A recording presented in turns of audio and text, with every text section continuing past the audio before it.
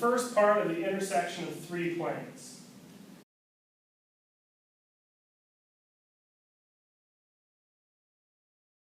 Given these three planes and asked to determine how they intersect, the first thing you want to look at are the normal vectors. Now, I've taken the normal vectors from the coefficients in front of x, y, and z of each plane here, and we can clearly see that the normals are not parallel, meaning that there is no scalar value that can multiply by any of these normals to make the other one. Therefore, we don't have the option where the three planes lie on top of each other, or where two planes are parallel and one splits them in half. Thus, we try and find the triple product. To find the triple product, we set up a matrix like this of the normal vectors. We're going to end up with 4 times negative 12 minus negative 14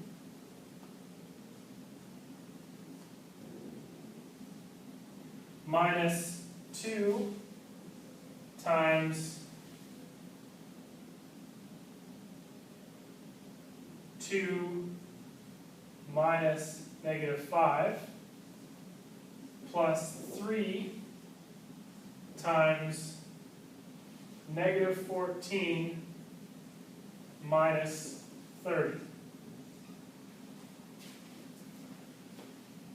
If we solve for that, we're going to have 4 times 2 is 8, minus 2 times 7 is minus 14, plus 3 times negative 44.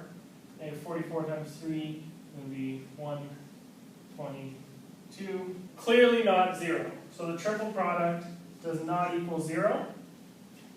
Therefore, our three planes intersect at a point. We're going to choose to create two equations with P1, P2, and eliminate a variable. I'm going to eliminate y. So with P1, I'm going to multiply by 3 to get 12x plus 6y plus 9z equals 15. And I take P2 as x minus 6y plus z equals 14. Add those equations together to get 13x, no y, plus 10z equals 29. I'm going to do the same thing for P2 and P3. And I'm going to multiply P2 by 14 over 6. Choosing this number may seem odd because it gives you a nasty fraction, but you want to eliminate the same variable, which is y, and the easiest way to do so when you have 6 and 14 is just multiply the value by 14 over 6. Once we subtract those equations from each other, we're going to get 44 over 6x, y will be eliminated, plus 2 over 6z equals 130 over 6. Multiply that by 6, and we have 44x plus 2z equals 130. Now that you've moved it over, you have a new system of equations. I'm going to multiply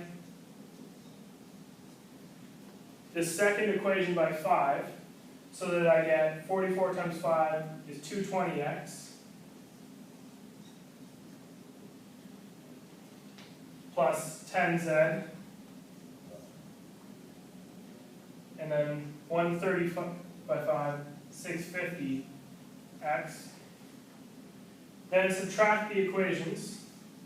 13 minus 220, negative 207x.